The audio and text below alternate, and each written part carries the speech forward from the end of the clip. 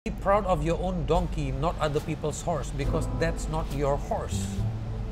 Wah, keren banget. Jadi, what happened was, it's teaching me how to be courageous, how to count your blessing. Jadi, lu gimana sih bisa mensyukuri apa yang lu punya? Yang gue bingung nih bro, lu bisa dapat mentalitas untuk bisa bangkit dan menjadi seseorang yang bener-bener nggak ada, ya ibaratnya bener-bener kerjanya sembarangan ngasal, bisa sampai kayak gini, itu gimana sih?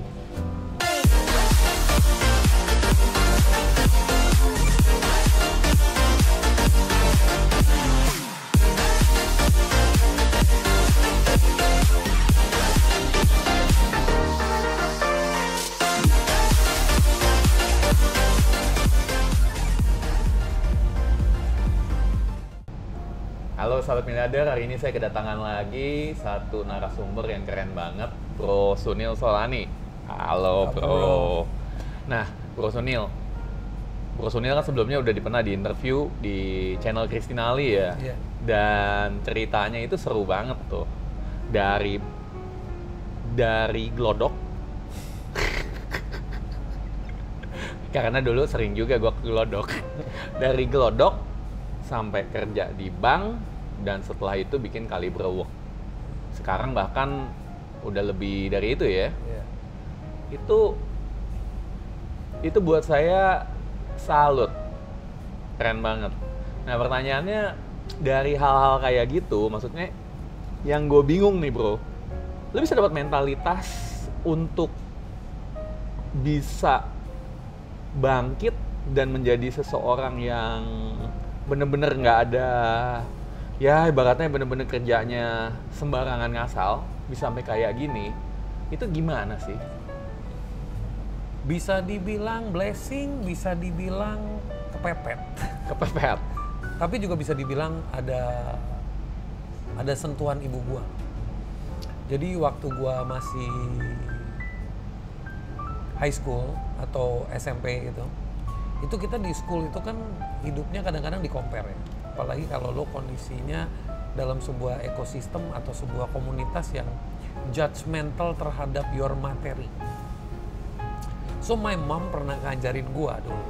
Jadi mobil bokap gua tuh dulu punya mobil box, tau gak lo? Mobil box? Iya. Apaan tuh mobil box? Kijang box. Kijang box. Karena bokap gua dulu bisnis kosmetik. Jadi mobil box itu kan buat taruh barang. Jadi pada saat anak-anak ke school tuh bawa mobil box. Gua bawa mobil box malu lah bro. Malu. Bener gak? Tapi my mom pernah ngajarin gue satu hal. Lu daripada bawa kudanya orang, banggalah naik ke keledai lu. Jadi, be proud of your own donkey, not other people's horse, because that's not your horse. Wah, keren banget. Jadi, what happened was, it's teaching me how to be courageous, how to count your blessing. Jadi, lu gimana sih bisa mensyukuri apa yang lu punya? Tapi caranya dia ngeduketnya beda. Jadi dia beda, ya? ngomongnya nyeletuk gitu, kayak teman-teman pakai baju branded misalnya, itu kan keren. Lu kagak gitu kan. Terus minimal teman-teman dulu uang sakunya sehari mungkin ada 50.000 zaman dulu, atau 25.000 zaman dulu gitu. Gue mungkin cuman goceng, jauh lah bro, Jauh iya. mau. Atau saceng, atau mungkin 2.000 gitu kan. So, nyokap gue selalu bilang, kalau dompet lu penuh, ya, lu jalan biasa bro. Tapi kalau dompet kosong, tapi lu jalan kayak orang dompetnya penuh, mantap. Itu baru top. Jadi gue tahu dompet lu penuh apa kagak dari mana? Kagak bisa tahu kecuali lu buka. Jadi dia ngajarin gue itu walk with confidence. Kalau sekarang gue bisa ngerti. Tapi waktu those days itu kan I'm grateful to my mom at some level that I didn't realize dia tuh ngajarin gue hal-hal yang cukup fundamental secara filosofi hidup. Dan itu menjadi apa ya, pegangan lah untuk lo maju dalam kondisi-kondisi tertentu. Ada satu kalimat yang dia pernah bilang, In Indian, it means if you lie, you will drown. If you lie, kalau bohong, You will drown. drown itu tenggelam. Tenggelam. Tenggelam. If you speak the truth, you will shake, but you will not drown. Kalau ngomong jujur, bakal gemeteran atau takut. You will shake. Jadi, if you are in the sea, and there's a lot of waves, but you are true to yourself, you will be shaken with the waves. But because you're true to yourself, lu confident, lu true to yourself, you're not lying. You're not living in a lie, you're not living in a fear. You will not drown. Because you believe there is a way out. You are true to yourself. Jadi lu mesti percaya bener ya, Yes. true to yourself ya. True to yourself. Jadi speak the truth tuh maksudnya dia tuh dulu ngajarin tuh, lu bukan ngomong bohong atau jujur, tapi lu gimana bisa jujur sama orang kalau nggak bisa jujur sama diri lu, bro? Bener. Hari ini gue mengartikulasinya enak. Waktu itu, what the hell gitu. Ngerti nggak sih? Ya udah lu bacot aja dah, gitu kan? Nah, lu pernah ngalamin itu? Iyalah. Jadi secara nggak langsung kita dalam hidup nggak pernah melewati yang namanya fase lu ngebohongin diri lu sendiri, lu ngebohongin orang. Nggak mungkin, pasti. Mau itu levelnya kecil atau besar, tapi lu pernah. Confident, misalnya kayak tadi lo bilang, gue ceritain lo soal mobil box aja deh. Boleh, boleh. Jadi mobil box itu kita nongkrong di sekolah. Lu nongkrong di sekolah pakai mobil box? Iya, tapi gue bawa mobil box pakai speaker gede Kenwood, Walkman, sama amplifier yang gue bikin. Teman-teman gue semua naik mobil gue karena ada musik, bro. Mau panas ada efek, bro. Dan teman-teman yang naik mobil gue, notabene yang dijemputnya pakai Mercy, dijemputnya pakai BMW. Because gue itu dulu tuh orang goblok. Orang goblok tuh artinya, mungkin gue sampai hari ini orang goblok. Artinya begini, gue kalau dibilangin sesuatu, gue itu langsung implement. Langsung implement tanpa mikir. Jadi begitu nyokap gue bilang, be proud of your donkey, besokannya gue mikir, oke gue bawa lah, pokoknya gimana caranya gue bawa. Dan gue memang demen musik. Ya udah. Jadi when you think about the ideation process cepat sekali, gue juga nggak tahu. Nah, tadi kan lu cerita kalau lu berdiri di laut ya, kapal, walaupun goyang-goyang tuh, kalau lu percaya lu masih bakal tetap masih di sana. Iya. Yang lu alamin bener-bener apa dalam hidup lu yang mungkin di titik terendah lu, atau ada satu cerita yang lu bisa ilustrasi tentang hal itu? Ya waktu gue bilang, waktu mungkin gue pernah share yang titik terendah gue ya, yang waktu gue bilang gue ketipu dan gue difitnah dan gue nggak bisa dapet job di komunitas gue, men. Setiap orang yang gue ajak ketemu bilangnya, I'm sorry gue nggak bisa hire lu karena lu pernah makan duitnya si Anu, padahal gue nggak pernah makan istilahnya. Tapi itu fitnah dan itu mental breakdown, bro. You suddenly become a man that nobody trusts you. Nobody thinks that you have the quality. That one single quality, the currency of any human being is integrity. Integrity ya? Is the currency. I've come to realize that because it's very difficult, man, when people don't trust you. See, that is what I went through. But today, we are in the phase where trust has no value. Nah, itu yang parah. Trust nggak ada value-nya lagi. Nggak ada. Today, trust is highly influenced with likability. Maksudnya gimana tuh, Bang? Bahasa Indonesianya, sebuah kepercayaan itu sangat terpengaruh dari level likability, level kesukaan orang. Jadi lu tuh keren, lu tuh packagingnya mantep, gue tuh suka gaya lu, trust gue jadi naik. Nangkep nggak sih? Nggak bener dong kayak gitu. Iya, karena sekarang bukan human to human. Sekarang udah social media. Jadi very simple. How did we connected? Ya, gue kenal sama lu ya dari Bro Tommy Wong. Okay. But how did we connected? Sebelum we met, I was already in a group with you, berarti we call it WA group. Oh iya, kita ada di WA group sih, Right? benar, Okay. benar. Or maybe I started following you, or you started following me. We follow our friends in Facebook and everything. That's it. That's how things work today.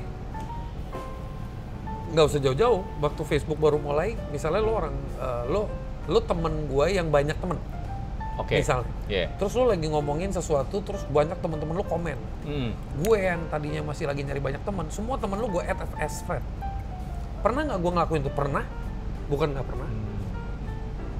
Karena gue pengen buru-buru kenal sama kenalan lo.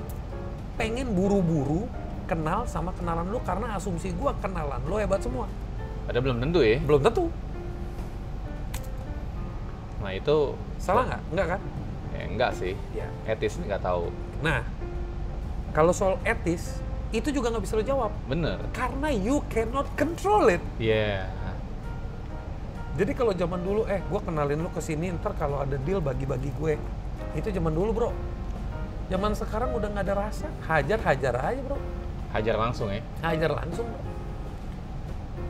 So, ethic is still far. Trust is a game. Trust is a game. Trust is a game. Apalagi loyalty, dream on. Bicara loyalitas tuh kayaknya pernah kena pahit nih. Bukan, dream on because loyalty is something that you don't get, you earn it. You don't earn loyalty. Lu nggak bisa earn loyalty. Lu earn-nya itu with trust. Jadi loyalitas itu lu dapetinnya dari mana? Dari kepercayaan. Yeah. People see what you do, bukan what you say. If you fight for the right thing, they feel it, they'll respect you. You will earn loyalty. Jadi lu mesti ngelakuin yang bener ya bro ya. Nah, mentalitas lu nih di mana lu keep bouncing, bahkan lu ditipu sama temen, ngutang lagi banyak banget. Dan yang keren banget yang gue lihat sih lu keliling-liling pas lagi masanya itu yang bakar-bakaran ya, Jakarta. Itu gokil sih buat gue. Lu gimana sih bisa bangun tuh mentalitas? Karena gue rasa banyak banget orang di luar sana yang bahkan ngejalanin setengah daripada apa yang lo lakukan juga udah stres gitu. Mungkin ada 2 kejadian di sekolah yang gue bilang tadi.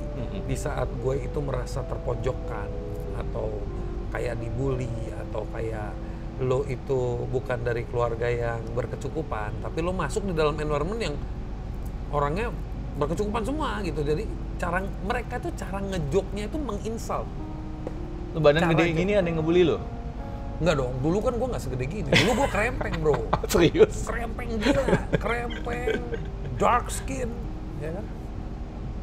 So I was really imut, you know, basically. Nggak kelihatan imut ini kalau di sini. Terus. Jadi gue melewati fase di mana I have to stand up for my own identity. Gue harus berdiri buat identitas gue sendiri. Gue harus berdiri buat siapa itu Sunil. Ceritain dong bro, gimana bro? Ya kayak misalnya dulu gue di sekolah itu jarang dianggap misalnya. Ada proses, ada fase jarang dianggap karena ya gue kerjanya main, I'm not good in studies. And then gue juga bukan dari kalangan yang berada banget ya waktu di SMA. So gue harus mikir gimana caranya nih cowok-cowok yang keren-keren ini mau berteman sama gue. Emang lu nggak dianggapnya kayak gimana nih? Bukan nggak dianggap kayak gimana ya, maksudnya lu dianggap trash, ngerti nggak sih? Yang They don't value gitu. you, ya. They don't value you. If they can use you, they will use you and throw you. Intinya friendship-nya itu nggak ada sebenarnya. It's all about benefit. Dan lu dalam sebuah circle para pengusaha hebat, misalnya kalau era sekarang, atau ucuk lu masuk jebret, lu tuh nobody bro. Lu tuh pengen dianggap sama orang-orang ini. Karena buat lo itu sebuah achievement to be part of them, man. Bener. Banyak yang kayak gitu. Ya nggak? Whether it's the right thing or not, back in the days gue kagak tahu bro. Yeah. Tapi gue butuh validasi itu. Betul? Nah akhirnya gue mikir, ya udah, gue jago di komputer waktu itu. Jadi gue bantuin teman-teman gue sekelas cewek itu semua gue bantuin. Cewek semua lo bantuin. Cewek gue bantuin. Lu butuh validasi, lu butuh cewek bro. Kagak, gue bantuin karena di otak gue satu, kalau gue kenal sama semua cewek, semua cowok bakal datang ke gue. Wah, itu bener juga. Oke, keren. Jadi walaupun agak gila tapi keren. jadi dulu satu kelas tuh cewek semua jadi adik gue, lo tau gak? Jadi kayak di Indian tuh ada Rakhi Day. Jadi ya mostly I treat them as my sister because I have to befriend someone. Gue jadi ingat adik-adik gue juga zaman dulu. Iya. Itu adik beneran atau adik gimana nih? Actually kan you are treating them as a sister. Oke, So, iya. there is a difference being playboy and being a man that connects with a bunch of people together. And they were very helpful. Like kadang gue sekolah gitu, kalau lagi tes gue nggak perlu belajar. Ini pasti ada 2-3 sister gue ibaratnya di kelas yang bakal duduk in such position, jadi gue bisa nyontek, ngerti nggak lo? Karena reciprocate. Oke, saling bantu ya. Homework lo gue yang kerjain, kalau lo nggak ngerti komputer, homework gue lo yang kerjain gitu loh. And it's fun, and they all till today we have a class community, and most of them are still, we still talk about that brotherhood, that sisterhood. See, zaman dulu brotherhood, sisterhood itu nggak seperti sekarang yang cuman omdo gitu. Zaman dulu itu, yes, it was not always original, it was not sincere, tapi level of fake-nya juga nggak parah, bos. Zaman dulu ya. Karena kita dulu kan nggak ada phone, nggak ada WA. Jadi when you meet, lu quality time ngobrolnya bener gitu loh. Lebih bener, no distraction lah. Nah, kedua lu nggak ada yang namanya sekali ngomong 3-4 girls, enggak kan, nggak bisa, ngerti? Kalau mau 3-4 girls ya on the spot On gitu the loh. spot, oke, iya, benar. If you want to flirt, you only flirt with one, you don't flirt with 10, because you cannot do it on the spot. Jadi you can do it in WhatsApp, right? Itu adalah fundamentals value. So then I started learning to fight my position. Jadi lu deket dulu sama cewek-cewek dan jadiin semua cewek-cewek jadi temen lu. Terus habis itu gimana? Ya, suddenly the guys yang yang misalnya cowok ada naksir sama ini pasti minta tolong sama gua kan. Waduh, bener. Oke. Kenalin atau gua mau deket gua ini. Istilahnya gitu, kayak butuh edifier lah ya. Oh, right. Iya. Jadi butuh ada ini cowok bagus nih gitu. Tapi dari story itu yang gua reverse dan gua sadarin hari ini, gila, gua tanpa sadar gua bisa memahami dalam kondisi terpuruk. Terpuruk tuh artinya dalam pepet lah ya. Gua harus menciptakan value. Karena gua belajar komputer kan. Bukan you become friends gitu aja. Tampang kagak ada, duit kagak ada, gimana?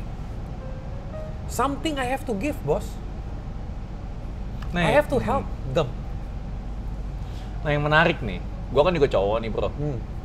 Gimana caranya lu bisa deket-deket sama begitu banyak cewek, tapi lu nggak dianggap kompetitor? Dianggap kompetitor sama siapa? Sama cowok-cowok yang lain. Karena gua treat mereka like a friend and sister. Nggak ada gua treat mereka as a girlfriend. My intention udah bener. Intention gua bukan gua mau dikenal sebagai cowok yang banyak cewek. No. Intention. Yes. Intention. Waktu itu gue pengennya punya teman cowok bro, bukan punya teman cewek. Jadi I wanna be part of them back in the days. Kondisi gue kan waktu itu goal gue bukan gue. Nah di situ kan nggak ada tuh yang ngebentuk gue. Nil, lu nggak perlu orang-orang kayak begini. Lu fokus ke pendidikan. Lu kan nggak ada yang guide gue bro. Nggak ada. Bokap? Ya, bokap gue kan tipenya cuek. Lo live your life. You grown up now. Nyokap? Filosofi. Iya. Jadi lu nemuin jalan lu sendiri itu gimana? Ya. Through, it's like you're walking in the forest. Lu dikasih bekal wisdom yang tadinya lu kagak tahu tuh value-nya mahal banget. Wisdom itu jadi bekal. Lu cerita tadi bahwa lu umur 8 tahun udah diajarin filosofi sama emak lu? Dicerita-ceritain. Ya cerita-cerita kayak kerajaan yang ada meaning-meaning. Kalau kita ngomong kan Chinese misalnya ada stories about kingdom, about dewa, about apa. Same with Indians gitu. Atau Javanese tentang Mataram, tentang apa, ada banyak filosofinya kan. Iya. Berapa besar sih dampaknya kayak parent gitu sama lu punya perkembangan mentalitas lu deh? Gue bisa bilang dampak dari filosofi yang nyokap gue khususnya ngajarin. Kalau bokap gue kan ngomongnya sekelibet tapi dalam ya. Kalau nyokap gue itu kan consistently feeling, ya. Terus-terusan nih. Terus-terusan. Jadi kalau lo bilang dampaknya, I can say 90% of what I am is because of her. 90%. Fundamentally. 10% life, experience of life. But the fundamental, the Sunil inside, how he thinks, how he responds, how he overcomes it, comes from those subconscious information. Kalau Sunil yang gokil dapat dari mana, bro? Kondisi kan? Kondisi. Gue memang orangnya very friendly. Gue tipenya very friendly. Gue itu bukan orang yang dari kecil tuh punya grup. Serius? Lu bukannya gaul banget kayaknya? Gaul, tapi gue bukan yang... Gue misalnya temenan sama lo, 15 years I've been in the same group with you, nggak mungkin. But you will be good friends with me. I will be good friends with Christina, or I will be good friends with Tommy, but it doesn't necessarily have to be in the same group. Karena gue nggak suka diikat, dari kecil gue nggak suka. Gue tipenya explorer. Jadi gue berkenalan di sini, dan gue nggak suka, gue nggak tahu, gue kedesain untuk punya me time, bro. Dan itu dari kapan gue nggak ngerti. Pokoknya Sunday itu kebanyakan tuh dulu me time banget buat gue. Itu mau the best of the best friend pun bisa gue disconnect. Hari Minggu itu adalah my time. Jadi bisa dibilang selfish, tapi sebenarnya kalau hari ini gue lihat, gue punya sebuah kualitas yang terbangun secara nggak langsung, namanya self love. Dimana gue mikirin tentang gue mikirin tentang hobi-hobi gue. Dulu gue suka musik, gue suka otomotif, misalnya bawa mobil ke bengkel atau apa, gitu. Jadi itu gue nggak pernah tuh teman-teman jalan sama gue, enggak. Hari Minggu? Ya, hari Minggu is my day. Terus sifat loner gue juga ada. Sifat loner tuh misalnya kita zamannya teenagers tuh clubbing. Ada kalau mau jalan tuh harus bareng, bro. Gue tipenya lu jalan dulu ntar gue susul. Jadi gue bisa nongkrong di klub ini karena ada Yudi and the gang. Oke. Terus habis ketemu, ntar gue telepon lagi, oh si Christina di klub sana. Gue samperin ke klub sana. Yeah. Jadi nggak harus, wah berbondong-bondong, sono, berbondong-bondong, sono. Gue nggak begitu. Ya lu sendirian aja, loner ya? Chill, tapi gue kemana aja, I know I have friends, gitu. Nah itu, pas gue keluar sekolah, gue mulai kerja, yang my first job itu yang gue bilang sama Chinese, itu gue learn from him that no one is your friend. Itu sih. No one is your friend? Iya. Anjir, dia ngomong kayak begitu, bikin gue bete kan. Dia bilang, the true friend is books. They always give you, they never ask. Buku? Yeah. Those are the true friends. Gila nggak? Gila. Jadi, dia bilang, no one is your friend. Everybody wants something out of you. Something has to be transacted. Dia bilang. Gue mikir bener juga, dari yang gue sekolah, gue mau deketin teman-teman sekelas gue, gue harus belajar, gue harus kasih value dulu, ya. Books, they're the best friend, dia bilang. They never ask, they give. Books is your best friend. Sampai sekarang buku masih tetap owned by lu? Iya, bisa dibilang begitu. Dan lu percaya itu? Bukan percaya, tapi gue menganggap buku adalah source of ilmu yang membantu lo grow. Ilmu tanpa diimplementasi juga kan jadinya you choose lah, you wanna be the eagle or you wanna be parrot. Lu mau jadi elang atau lu mau jadi parrot? Parrot itu kan repeat. Burung apa? Burung beo lah. Burung beo ya. Gitu. Dua-duanya bagus. Burung beo punya ilmu menghafal yang luar biasa. Gitu. Jadi nggak ada salahnya juga ya? Iya. Cuman ya dia terbangnya di situ aja. Atau lu mau menjadi elang? Bro, determinasi bro. Iya. Itu salah satu hal yang gue lihat di lo yang gila banget. Kalau lo mau sesuatu, lo kejar. Contoh kayak di bank, lo juga ngejar banget tuh di bank tuh. Bahkan lo dari data entry, jujur aja kalau gue sendiri, I hate data entry. Gue hajar terus. Dan lo bisa hajar, nah itu yang gue salut. Gimana sih lo bisa dapetin tuh determinasi? Bisa dibilang ada kecampur antara dua, fear of failing, takut gagal, dan ketidaksabaran untuk menggapai mimpi. Kecampur gitu loh. Gue bingung ngejelasin. Jadi kayak di satu sisi ada fear of failing, gue nggak mau nih. Tapi kejadian kan, makin lo fear of failing, lo fail, sering gitu. Jadi jatuh ya. Iya. Dan itu yang kita nggak sadar kan. Jadi fear of failing itu menyebabkan kita jadi sering jatuh. Kan ada bahasanya, rubah fear of failing lo menjadi motivasi. Benar, ya kan? benar. Ada yang bilang gitu. Iya. Ada. Ya udah, kita coba dong bos. Tapi kan kita nggak tahu over the process. Makin lo grow, makin tahu, oh ternyata law of attraction works-nya begini. Oh ternyata ini kan kita belajar. Makin kita tumbuh, kita belajar. Terus ketidaksabaran menggapai mimpi. Artinya lu kayaknya apapun gue siap lakuin, yang penting gue progress. Triggernya apa ya untuk fear of failing? Lu pernah nggak ada satu kejadian yang trigger lu? Triggernya apa untuk fear of failing? Gue nggak tahu. Karena orang takut, biasanya kan ada tuh kejadian di masa lalu yang bikin trauma gitu. Maybe seeing my dad when I was growing up. Jadi waktu gue ke-triggernya gue nggak mau sekolah banget. Kan dulu kecilnya gue tuh pengen jadi insinyur, bro. Pengen ngapain? Jadi insinyur. Jadi engineer. Oh, oke. Ke-triggernya itu setelah gue lihat bokap gue kan sempat collapse kan.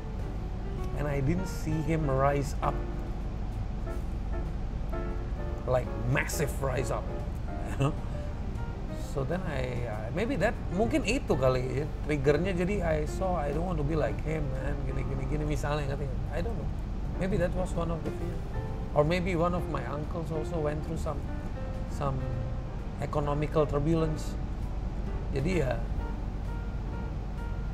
gua hidup melihat beberapa conditioning orang yang dari atas jatuh. Gue mungkin ke bawah, gue nggak mau kayak gitu. Jadi awal your father, your family itu cukup berada gitu. Oh banget. Dan pas saat lu umur berapa drop? Iya, umur 12. 12 SD dong gua. Iya. Cuman ya bagusnya waktu itu maturity gue udah cukup keangkat, soalnya gue punya brother sempat pass away. Jadi sense of like I'm gonna be the man. Your brother pass away? Iya, waktu gue umur 10, dia umur 8 tahun. Wow. Jadi di situ kayak orang adiknya meninggal tuh nangis, gue langsung ya elah, gue deh yang harus jagain bokap nyokap gue, padahal rencana gue mau ke Amerika, gue nggak mau urusin, biar dia ngurusin.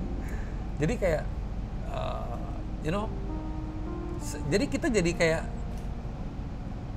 terdewasakan secara natural atau secara conditioning, kita nggak tahu. Dropnya sampai semana sih, bro? Maksudnya kondisinya? Bokap gua. Bokap. Oh, itu parah lah, bro, waktu itu. Parah. Tapi dia bukan karena dia doang sih. It was a factor. It was a family business, right? So he's not the cause. He was the victim actually. Dia adalah victimnya. Cause-nya itu ya saudara-saudara dia yang mismanage semuanya. Jadi harus let go everything lah ibaratnya. Ya dari lo gimana ya bahasanya? Dari lo mau apa aja lo bisa dapat, sampai lo mau makan ayam itu harus nunggu hari Minggu. Nah gitu aja deh. Dan itu last for? Nggak lama. Itu maybe 3 to 5 years naik, pelan-pelan naik. Tapi nggak buang gitu, enggak. 3 to 5 years? Yeah, from benar-benar minus to 0 to 1 to...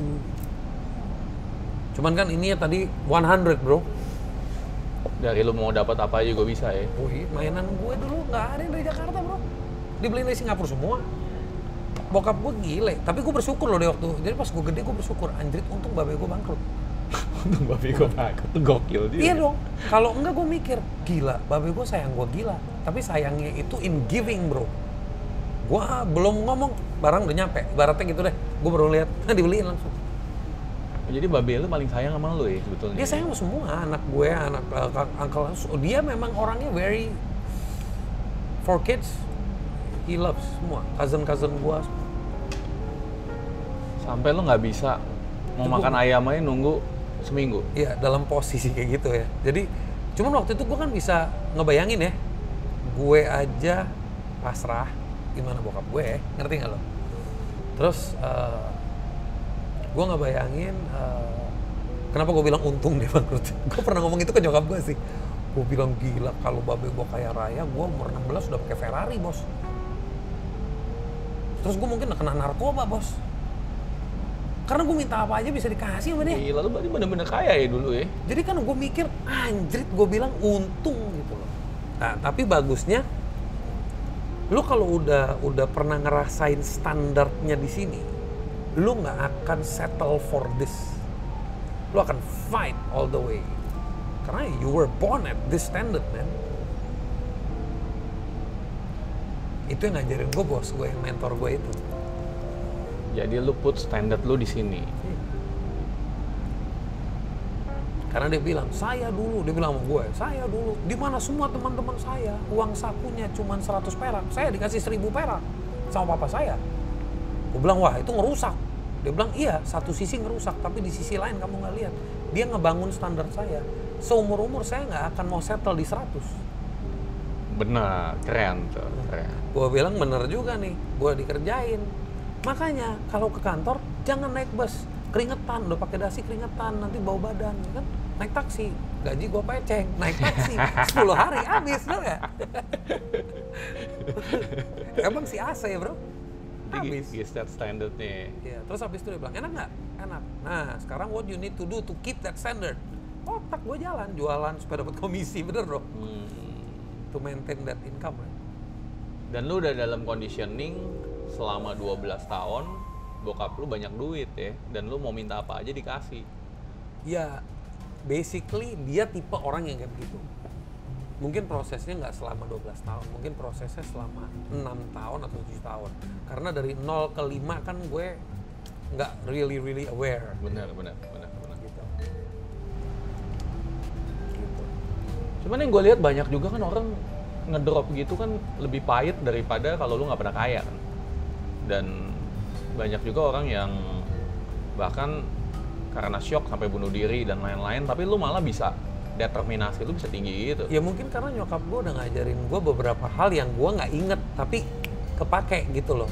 Jadi kayak gue dulu pernah ada masa di mana gue itu gue jadi DJ. So, jadi DJ juga iya. lo? Jadi gue selama 2 tahun lah gue nge-DJ. Terus lu tahu dong dunia DJ? Gimana tuh? Gimana dunia DJ gimana? Yang namanya women and minuman itu nggak jauh-jauh. Oke. Kan you're in the entertainment life. Ngomong lu mau berapa jadi DJ nih? Umur 18 ke 20. Ya. Jadi sebelum lu kerja di Glodok?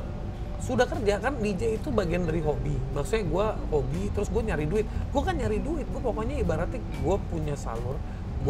Cuman bagusnya waktu itu kalau nggak ada bos gue, mungkin gue jadi DJ terus tuh. Jadi bos gue tuh yang nyadarin gue that nightlife is not, karena waktu itu Tiesto bukan mentor gue. Kalau Tiesto mentor gue tahu nightlife bisa bikin nomor 1 dunia. Tapi waktu itu di Indonesia, jadi ya bos gue ngajarin gue eksekutif muda, thinking about business, visioning. Jadi yang namanya dunia malam itu membuat gue, ya ini mah gini-gini aja, nggak ada future gitu loh. Karena mentor lo itu hebat. Bukan DJ dan hebat ya. Iya. Nah, di dunia seperti itu, apa ya? Lu dari situ belajar banyak hal. Lu ngelihat orang yang baperan, lu ngelihat orang yang emosian. Gue pernah sampai bisa kecanduan minum lah. Kecanduan minum tuh karena kebiasaan. Jadi gue nggak bisa bilang kecanduan, it's a habit. kebiasaan. Tapi ada satu hari di mana gue bangun tidur, just like that I said, I'm no more gonna drink. And that's it, I didn't drink. How? I don't know, just like that. Oh. It's like when there are some words going on in your life, in your subconscious. Bilang, "Hello, this is not your life. This is not you. The future is there." Gini. It's like, you know, those words. You just stuck overnight. Gimana tuh? Gue juga nggak tahu, bro. Gue bangun tidur, gue bilang, anjir, kok gue ini ya? Kok gue nggak ke-trigger untuk minum lagi ya? Artinya bukan berarti I hate drinking, no. Cuman yang tadinya every now and then I need a drink. Stress dikit, I need alcohol, I need whiskey. Gini. Sekarang duduk sama temen nih, disiapin whiskey soda aja. Mungkin sejam kali itu 1 gelas habis. Minumnya segitu pelan kayak nggak penting buat gue gitu loh. Gue cuman just company base aja. Jadi just like that gitu ya? Just like that. Dan kalau bicara determinasi lo, tadi kan lo bicara tentang fear of falling. Yang satu lagi apa bro? Lo pengen buru-buru ya? Menggebu. Pengen buru-buru sukses. Apa yang buat lo pengen buru-buru sukses? Pembuktian kali ya. Pembuktian ke diri gue, pembuktian ke uncle-uncle gue dulu yang pernah istilahnya mengecilkan gue, atau mungkin sebuah kondisi dalam environment gue yang membuat lu sekolah nilai lu nggak hebat-hebat amat gitu, kayak gitu-gitu kan, kayak lu terpancing tuh membuktikan lo jangan pikir gue nggak bisa gitu kan, ada kan. Bagusnya dengan kata-kata seperti itu gue tuh justru bukan mungkin ada nyokap gue pernah ngajarin gue waktu masih kecil, dan gue pernah marah sama nyokap gue. Jadi gue bilang, lu itu nggak pernah komplimen gue. Jadi nyokap nggak pernah muji lu sama sekali? Iya. Terus nyokap gue bilang, yang komplimen lu biar dunia aja, karena dunia itu pembohong. Nyokap lu itu cinta lu. Kasihnya nyokap itu sincere, tulus. Dia nggak akan peduli muji lu, dia peduli kehidupan lu. Dia akan terus mengkritik lu sampai lu menjadi yang terbaik. Ya lu dengarnya sih hari ini ngomongnya wow nyokap lu keren. Coba lu di posisi itu waktu itu, bete kan orang lu ngarepin dipuji. Bener. Emang lu peduli dia mau kritik lu? Males kan lu dikritik? Bener. Jadi berapa kali gue suka bilang, Mam jangan begitu dong ngomongnya. Gini, nyokap gue sama gini, kamu justru kebalik. Kalau orang ngomong begini, kamu itu jangan drop. Kamu harus fight. Nah pas dia ngomong itu mungkin hal-hal yang kecil-kecil waktu gue masih di SD, maybe itu udah ketanam. Jadi pas kejadian-kejadian yang menghantam gue, itu instead of gue responnya brek, gue langsung fight gitu. Mungkin. Terus lu mau ngebuktiin sama uncle lo sebagai contoh, emang kenapa ya gitu? Ya nggak tahu, lo kan nanya sama gue apa yang membuat ya. Waktu itu kan ada ya, kalau lu kecilnya kadang-kadang suka diledekin ya, kayak lo mah gedenya paling misalnya jadi kayak tukang becal lah lo, atau misalnya lo mah you cannot be successful lah, it's not in you. Apa karena lu nggak lulus SMA atau? Enggak, emang karena gue emang dulu nakal sih bro, sejujurnya gue tuh nakal dan gue tuh malas belajar, dan sulit untuk dihandle dulu ya. Jadi dan mungkin di keluarga gue itu yang istilahnya highly educated sampai sarjana itu very little ya. Jadi tentunya waktu itu yang dapet sarjana tuh kayak dapet istilahnya respectnya seenak jidat lah udah. Jadi beda banget deh perlakuannya mungkin. Beda banget. Karena kan lu kalau misalnya di keluarga besar gitu, lu just average, terus cousin lu highly educated dapat good mark di wisuda, bokap lu bisa bangga dan meng-compare lu, dibanding-bandingin. Iya kan? Compare. Iya. Untungnya kayak gitu-gitu tuh gue fight-nya tuh kenceng tuh. Gue bilang ya oke, lo boleh sarjana, bos lo kan bos yang nanti lo kerja belum tentu sarjana, karena dia bisa hire lo, dia tuh nggak sarjana tapi dia bisa hire lo. Nah cara gue nge-fight tuh begitu bro. Nih itu yang gue demen tuh, makanya gue lagi mau coba belajar nih sama lo, gimana nih gitu lo bisa dapetin ini nih. Jadi apa yang membuat gue memutuskan untuk tidak kuliah? Itu yang sebenarnya pertanyaan yang keren. Nah, itu juga Jadi gue tuh. punya nyokap, punya adik 2 cowok. Oke. Yang satu double degree MBA sama dia, iya double degree. Jadi dia MBA tapi satu di bisnis, satu di Double IT. degree MBA. Maksudnya double masters. Oke. Double division masters. Yang satu lulusan SMA bro. Lucu. Jadi gue punya 2 uncle. Ini uncle paman ya. Oke. Yang satu kerja, jadi direktur, ini karirnya udah tanya. Yang mana nih? Yang educated. Yang pintar, yang MBA. Wah gila dia, jago lah udah, is one of keras, mantap pokoknya udah. Yang satu tuh cool, tau gak lu? Tapi pada satu titik,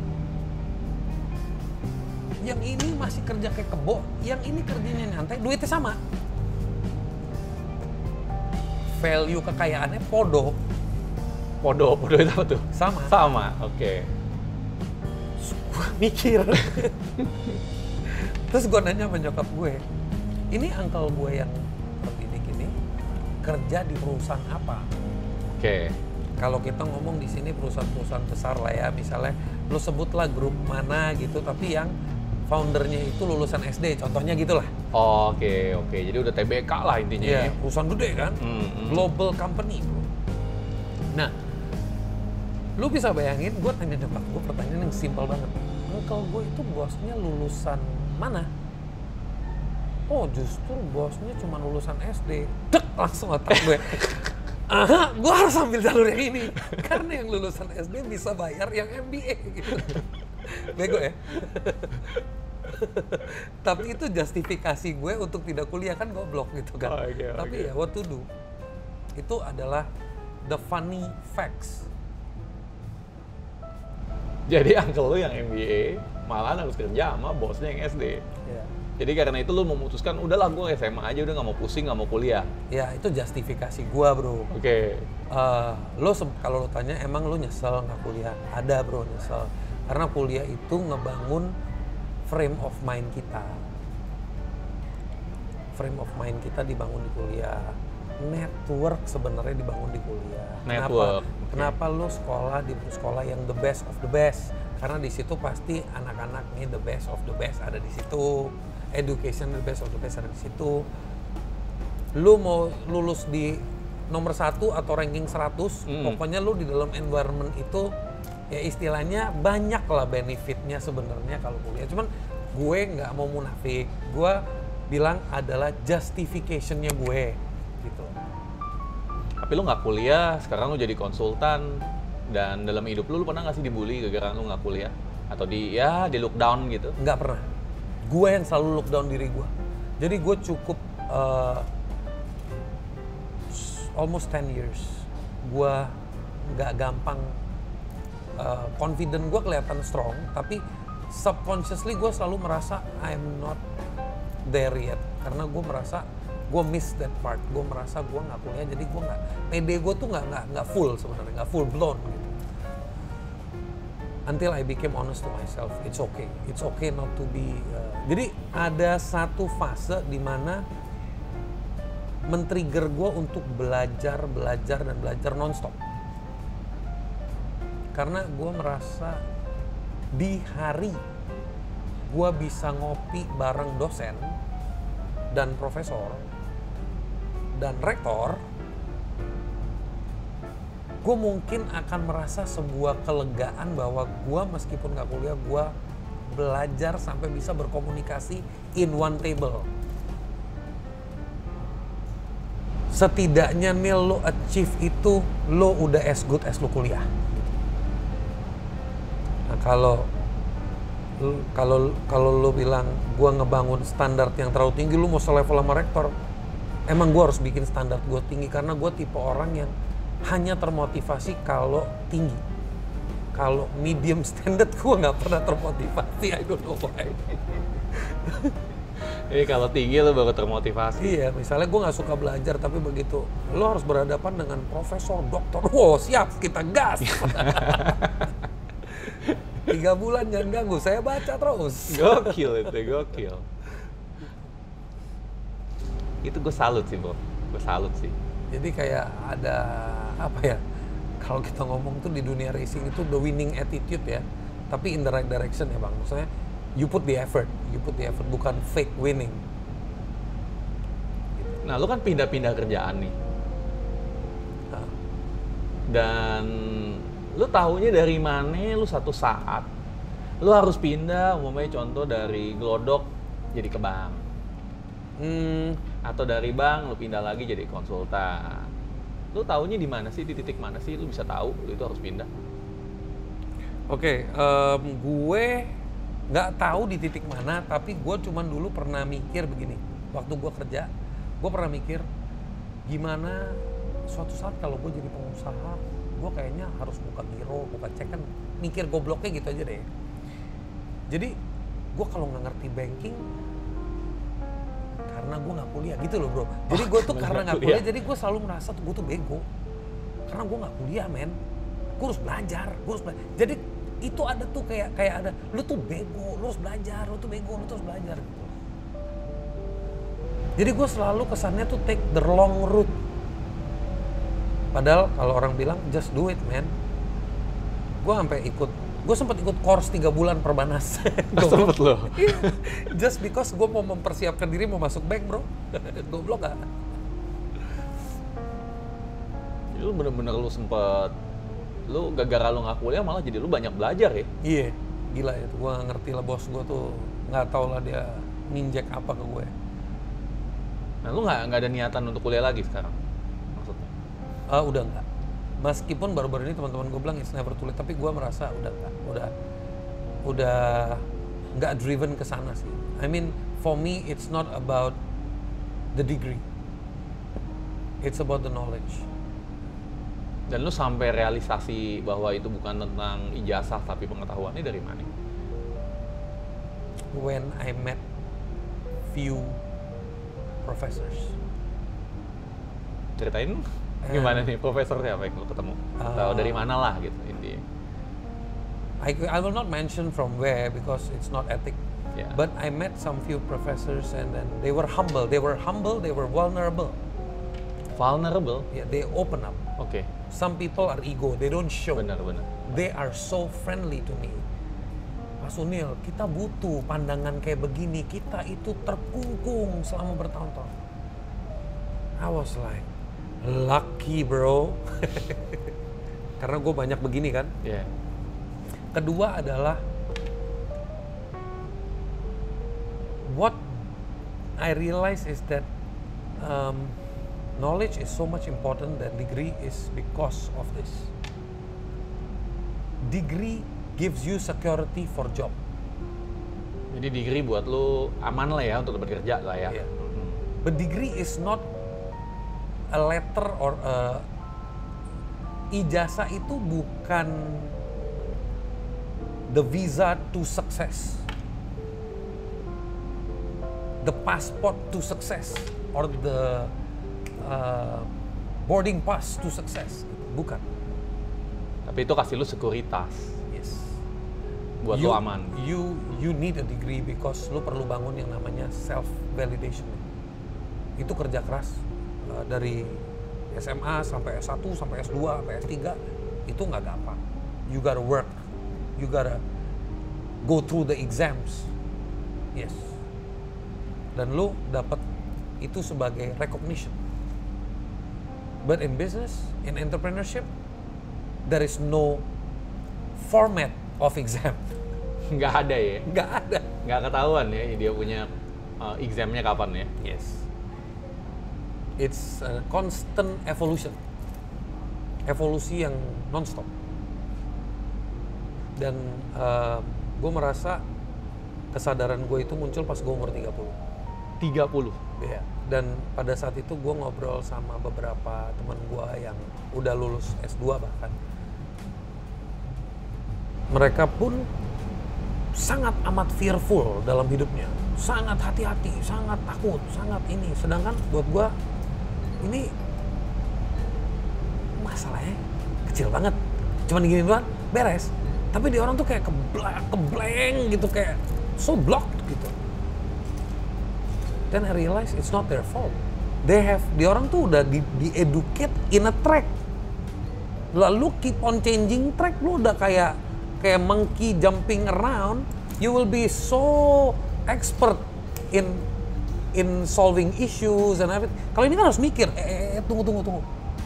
Tuh kalau begitu, ntar kalau gue begini gue bisa jatuh. Nah kalau ini kan monkey kalau jatuh kepleset dia bangun lagi. Cuman bedanya kalau ini nggak perlu effort kayak begini kan. Tinggal ngikutin aja ya. Dia ngikutin gitu. Tapi kalau ini effort. Lompat-lompat. Ya jiper, jatuh naik. Cuman pada saat di titik depan itu pada saat si orang yang terdidik ini harus mengambil keputusan terberat dalam hidupnya, yang bisa bantu yang